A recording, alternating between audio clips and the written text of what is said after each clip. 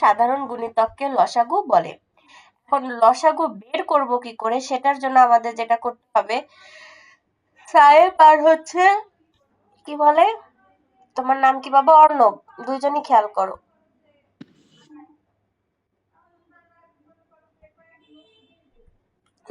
লঘিষ্ঠ সাধারণ গুণিতক হচ্ছে আমাদের লসাগু। ক্যামেরা সবাই অন করো। তাহলে এখন যদি কোনো সংখ্যার আমরা লসাগু বের করতে চাই, ধরো এখানে আমার সংখ্যা আছে 12, সংখ্যা আছে 15। এখন আমি 12কে ভাঙবো কিভাবে? 2 গুণ 2 কত হয়? 4 হলো। এখন আমরা কি জানি? 3 4 12। তাহলে এর সাথে যদি একটা 3 দিয়ে দিই তাহলে ভেঙে গেল না? দেখো তো, 3 দুগুণ 6, 6 দুগুণ 12, মিলল তো? এবার 15কে ভাঙবো। 15কে কি 2 দিয়ে ভাগ করা যায়? যায় না, 3 দিয়ে যায়। 3 5 15। তাহলে 3 গুণ 5। ওকে, এখানে কি 1 আসবে না? না, এখানে আমাদের 1 লাগবে না। ওকে, কারণ 1 তো যা গুণ করলেও তাই হবে, না করলেও তাই হবে। আর এখানে তো আমরা গুণ করব সবগুলো। এখন আমরা লসাগু কিভাবে বের করব? এটা আমাদের উৎপাদকে বিশ্লেষণ করা বলে। এই যে যেটুকু উপরে করলাম এটুকুকে উৎপাদকে বিশ্লেষণ করা বলে। ল সা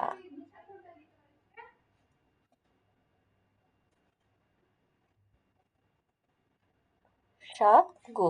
ওকে, লসাগু সমান কত হবে দেখো। এখন কি করব?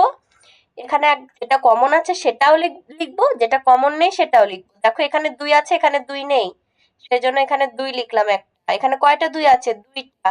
তাহলে এখানে আর একটা 2 লিখলাম। তারপরে দেখো এখানে কত আছে? 3 আছে উপরে, এখানে একটা 3 লিখলাম।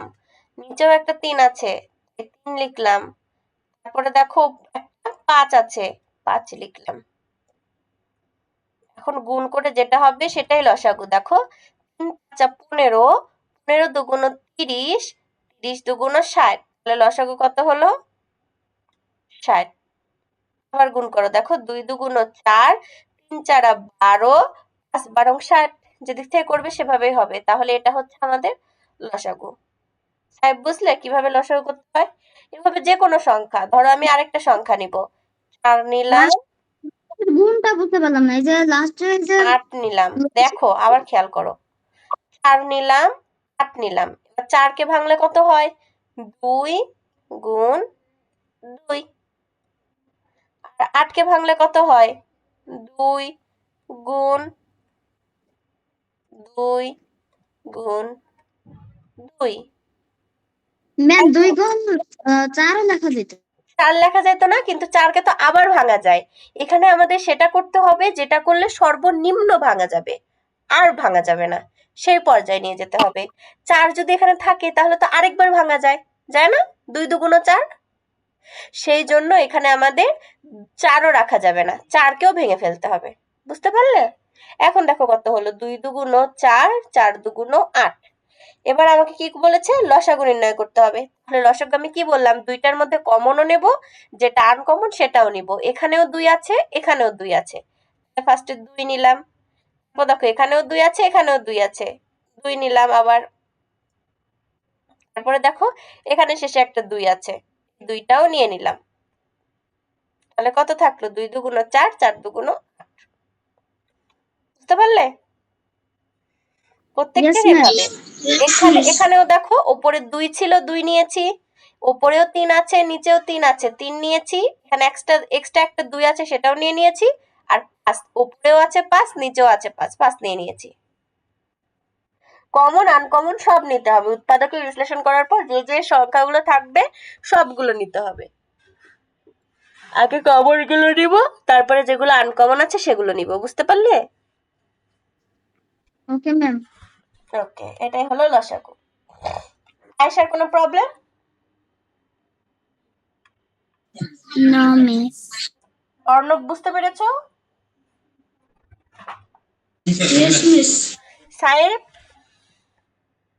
Yes ma'am. তাহলে এখন আমরা সাধারণ ভগ্নাংশে চলে গেলাম। সাধারণ ভগ্নাংশের কত দূর করেছিলাম? কালার করা পর্যন্ত না?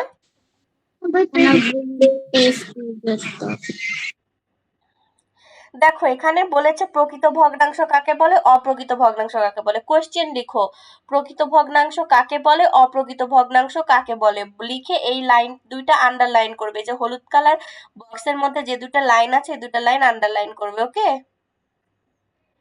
একের চেয়ে ছোট ভগ্নাংশকে প্রকৃত ভগ্নাংশ এবং একের সমান বা একের চেয়ে বড় ভগ্নাংশকে অপ্রকৃত ভগ্নাংশ বলে। ম্যাম কোশ্চেনটা আবার একটু বলেন।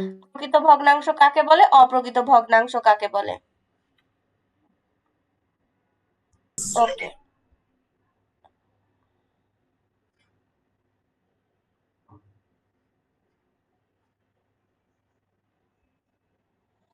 তাহলে কি বললো ওখানে পড়লে কি বললো দেখো, একের চেয়ে ছোট ভগ্নাংশকে কি বলে, প্রকৃত ভগ্নাংশ বলে, এবং একের সমান বা একের চেয়ে বড় ভগ্নাংশকে অপ্রকৃত ভগ্নাংশ বলে। এখন একের চেয়ে ছোট ভগ্নাংশ একটা বলো তো দেখি। যে ভগ্নাংশের সবসময় মনে রাখবে যে লবটা ছোট হবে সেটা হচ্ছে প্রকৃত ভগ্নাংশ বা একের চেয়ে ছোট ভগ্নাংশ। লব হর চিনো তোমরা? Yes ma'am. তাহলে যে ভগ্নাংশের লব ছোট হবে সেই ভগ্নাংশ কি হবে, প্রকৃত ভগ্নাংশ হবে এবং কি হবে, একের চেয়ে ছোট হবে। আর যে ভগ্নাংশের লব বড় হবে সেই ভগ্নাংশ কি হবে, অপ্রকৃত ভগ্নাংশ হবে এবং একের চেয়ে বড় হবে। বুঝতে পারলে? তাহলে একটা উদাহরণ দাও তো আমাকে সাহেব অপ্রকৃত ভগ্নাংশের। যে ভগ্নাংশের লব হচ্ছে বড় হবে সেটা হচ্ছে উদাহরণ দাও, একটা অপ্রকৃত। সংখ্যা বলো একটা। ম্যাম বুঝতে পারি না, আবার একটু বলেন। উদাহরণ দাও একটা, এরকম একটা ভগ্নাংশ আমাকে বলো, কোন ভগ্নাংশটা অপ্রকৃত ভগ্নাংশ, তোমার জানার মধ্যে এরকম একটা ভগ্নাংশ বলো সংখ্যায়। লব 7 আর হচ্ছে হর 5। এই যে এখানে দেখে দেখে বললে নাকি? আচ্ছা আয়েশা একটা প্রকৃত ভগ্নাংশ বলো।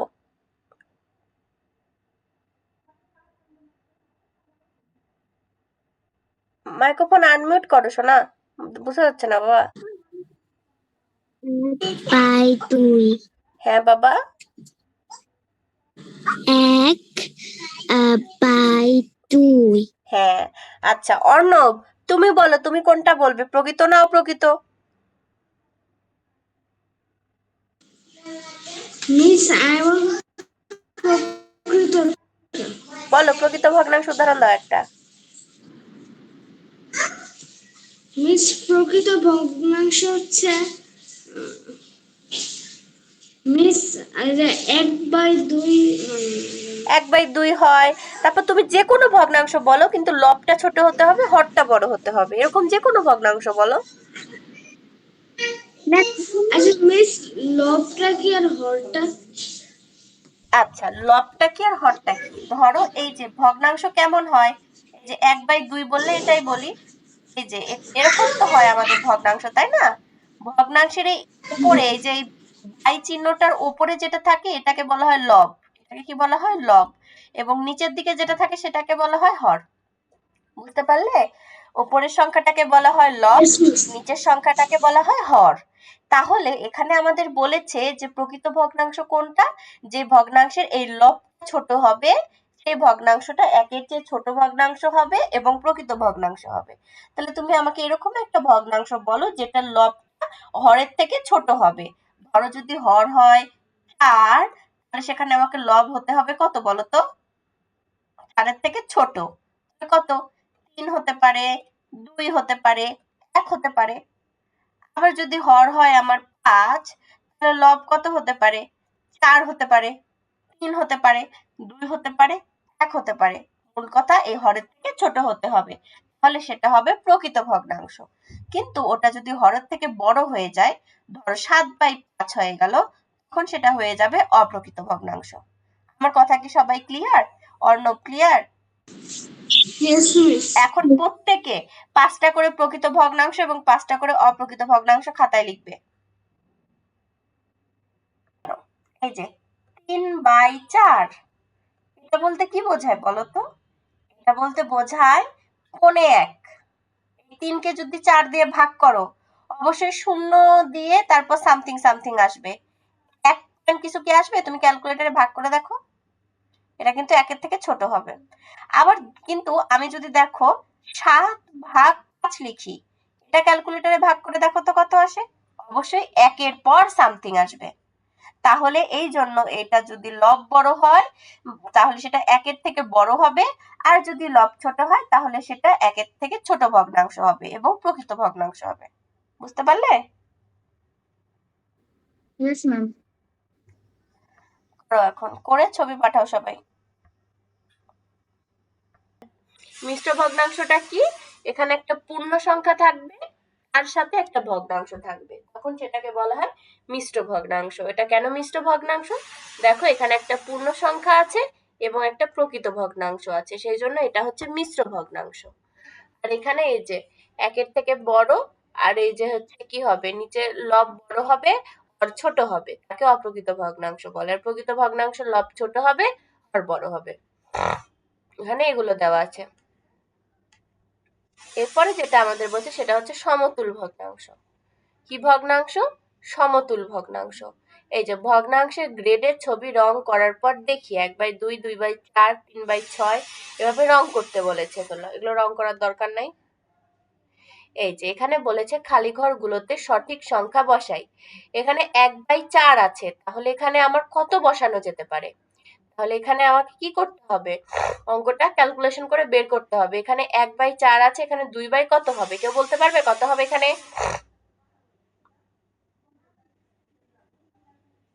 এই ক্ষেত্রে আমাদের কি করতে হবে? নিচে যে সংখ্যাটা আছে, এই যে 4, আমার স্ক্রিন দেখা যায় তো নাকি? ইয়েস এই হরটাকে এই লবটা দিয়ে ম্যাম। ভাগ করব। 4কে 2 দিয়ে ভাগ করলে কত হয়? 2। ভাগ করে যেটা পাবো সেটা এই 4-এর সাথে গুণ করব। সেটাই 4-এর সাথে কি করব? গুণ করব। তাহলে যে লবটা দেওয়া আছে সেই লবটা দিয়ে এই যে এখানে যেটা দেওয়া আছে যে উপরে 2, এই 2 দিয়ে এই যে এই 2 দিয়ে এই 4-কে ভাগ করব। কত হয় 2 দিয়ে 4-কে ভাগ করলে?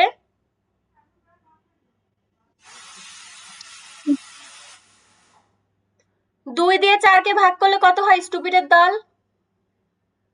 8। ভাগ করলে 8 হয়? No miss. কত হয়? 2 দিয়ে 4-কে ভাগ করলে কত হয়? মিস 2। 2। তো এতক্ষণ সময় লাগে এটা ভেবে বলতে? মাথার মধ্যে কি গোবর টবর ঢুকে গেল নাকি সবগুলার? ম্যাম আমি তো 2 বলছি। কই, তুমি তো কিছুই বলনি, শুনতেই পেলাম না। আচ্ছা, ম্যাম আমি 2 তাহলে যে 2 বলছিলাম। পেলাম, যে 2 পেলাম, যে 2 পেয়েছো সেই 2 এই 4-এর সাথে গুণ করে দিতে হবে। সেই 2টা কোথায় যায় গুণ করব? এই 4-এর সাথে গুণ করব। তাহলে 4 দুগুণ কত হয়? 8। এখানে উত্তর কত হবে? 8। ওকে, এখানে উত্তর হবে 8। সবাই বুঝতে পারলে যে প্রথমে কি করলাম? যেটা দেওয়া আছে এই লব, এই লবটা দিয়ে এই হরকে ভাগ করেছি, 2 দিয়ে 4-কে ভাগ করেছি, কত হয়েছে? 2 হয়েছে। সেই 2টা আবার এই 4-এর সাথে গুণ করেছি, উত্তর হয়েছে 8। এবার দেখো এই উপরেরটা দেওয়া নাই, এখানে এখন কি করব? এখানে দেখো 5 দিয়ে 10-কে যদি ভাগ করি কত হয়? 2। তাহলে এখানে অ্যান্সার কত হবে? 2। বুঝতে পারলে? এখানে গুণ করা লাগলো না, কারণ এখানে বড়টা দেওয়া আছে। বুঝতে পারলে? তাই জন্য 5 দিয়ে 10-কে ভাগ করলাম, যেটা হলো উপরে সেটা বসায় দিলাম। এবার দেখো এখানকার লব নেই, এবার কি করব?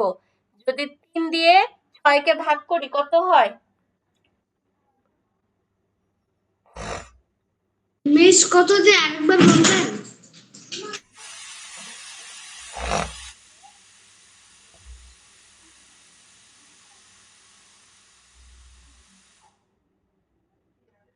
আচ্ছা, আমাকে শোনা যাচ্ছে? Yes ma'am. Yes ma'am.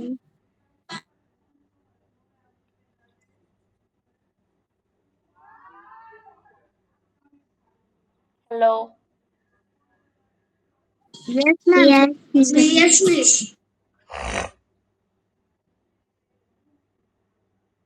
Hello? Ma'am সমঝ আছে আচ্ছা, যাচ্ছে দেখো এখানে তাহলে কত হলো, আমি যদি এখানে 1/3 লিখি তাহলে এখানে দেখো তো কত হচ্ছে। 6কে যদি 3 দিয়ে কাটি এখানে কত হয়, 2 3, সরি এখানে 2 হবে। 6কে যদি আমরা এখানে কি কাটি, 3 দিয়ে কাটি তাহলে এখানে কত হয়, 2।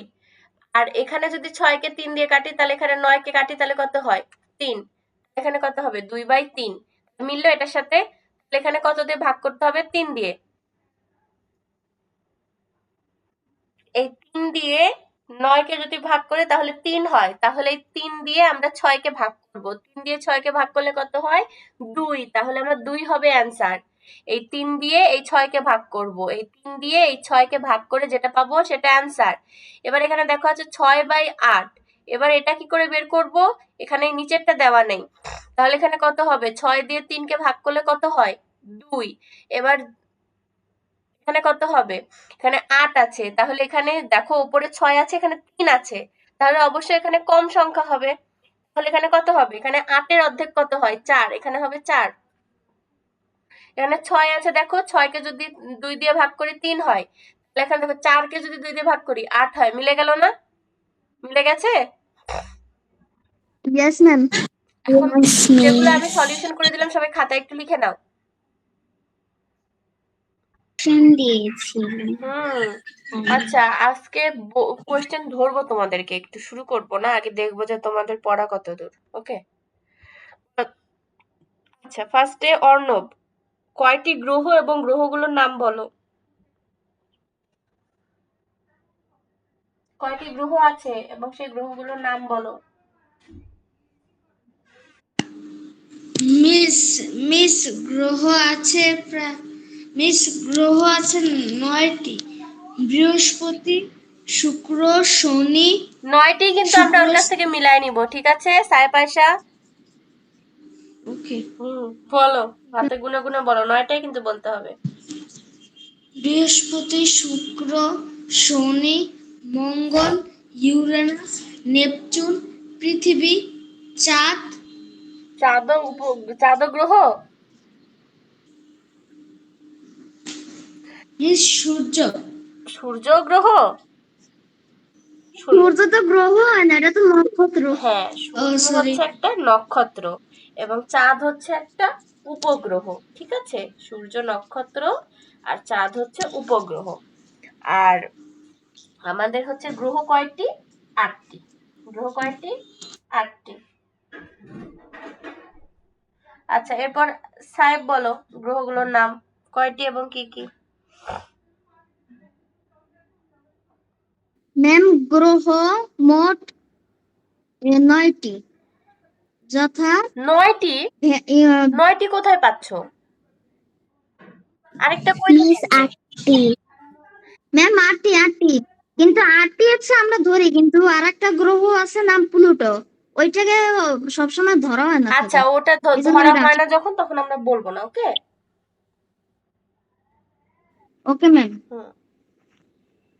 প্রথম গ্রহটি হলো বুধ, তারপর হচ্ছে শুক্র গ্রহ, পৃথিবী, মঙ্গল গ্রহ, জুপিটার, জুপিটার নাই, তারপর শনি। বাংলা বলো। আচ্ছা ঠিক আছে, বৃহস্পতি, শনি, ইউরেনাস, নেপচুন। এবার আয়শা। গ্রহ মোট 8টি। গ্রহগুলোর নাম হচ্ছে বুধ, শুক্র, পৃথিবী, মঙ্গল গ্রহ, বৃহস্পতি গ্রহ, ইউরেনাস, শনি ও নেপচুন।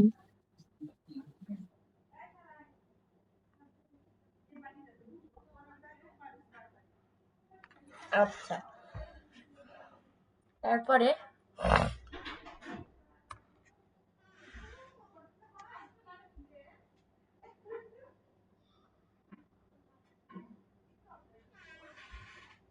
কত নাম্বার পেজ পর্যন্ত পড়িয়েছিলাম আমরা,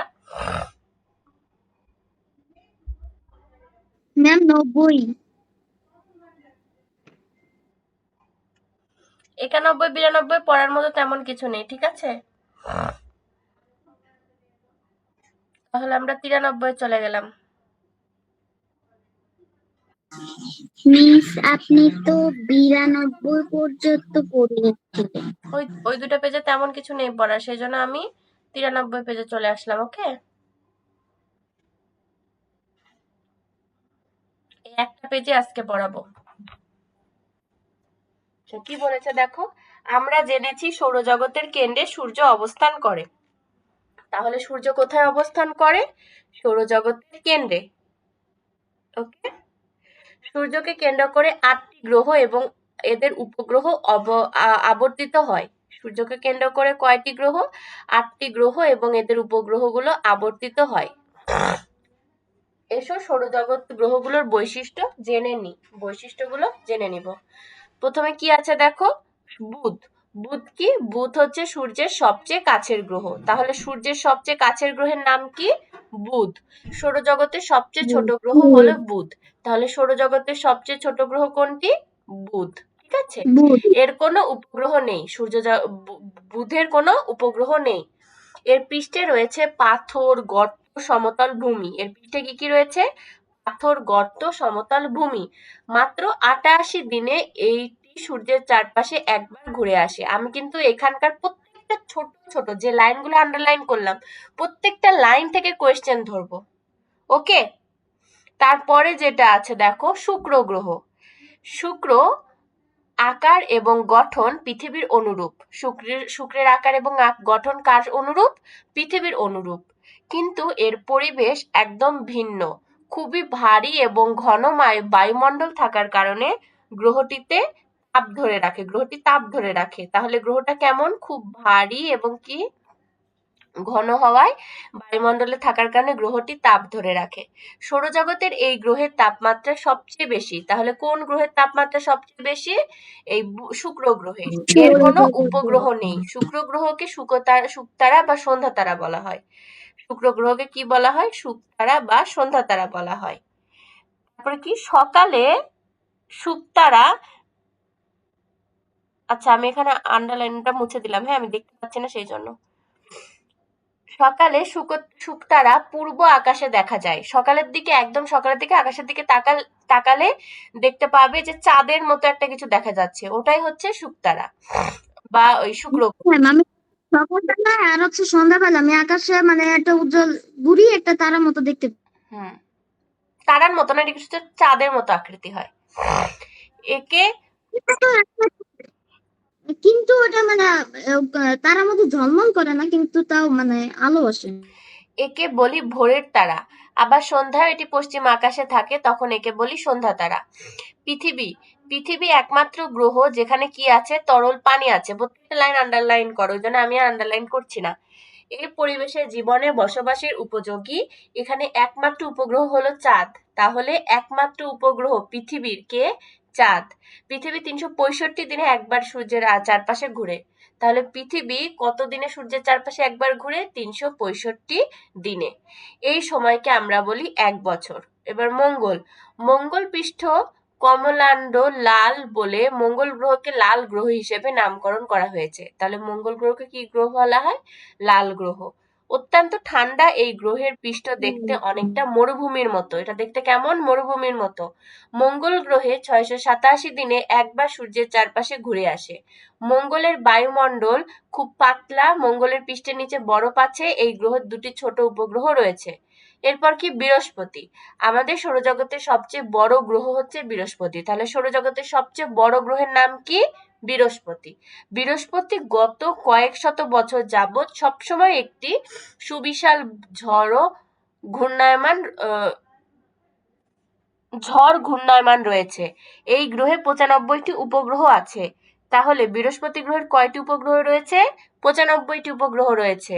এর মধ্যে 4টি উপগ্রহ সৌরজগতের সবচেয়ে বড় উপগ্রহ। এর মধ্যে কয়টি উপগ্রহ সৌরজগতের সবচেয়ে বড় উপগ্রহ? 4টি উপগ্রহ। লাইনগুলো কিন্তু আন্ডারলাইন করবে সবগুলো। তারপরে কি আছে? ম্যাম এখানে যে মানে বৃহস্পতির যে 4টি উপগ্রহ সৌরজগতের সবচেয়ে বড় উপগ্রহ, এগুলার নাম আমি ইংলিশে জানি। কিন্তু আমাদের এখানে লাগবে না, ওকে? তুমি জানো, ভেরি গুড, কিন্তু এখানে দরকার নেই, ওকে? তারপর দেখো শনি, এটি সৌরজগতের দ্বিতীয় বৃহত্তম গ্রহ। তাহলে বলো তো প্রথম বৃহত্তম গ্রহ কোনটা বললাম? সৌরজগতের দ্বিতীয় বৃহত্তম গ্রহ হলো শনি। আর প্রথম বৃহত্তম গ্রহ কোনটা পড়েছি? বৃহস্পতি। ইয়েস। শনির আছে একটি সুন্দর বলয় যেটি বরফ আর পাথরের খণ্ড দিয়ে তৈরি। তাহলে শনির আছে কি একটা সুন্দর বলয় যেটি বরফ এবং পাথরের খণ্ড দিয়ে তৈরি।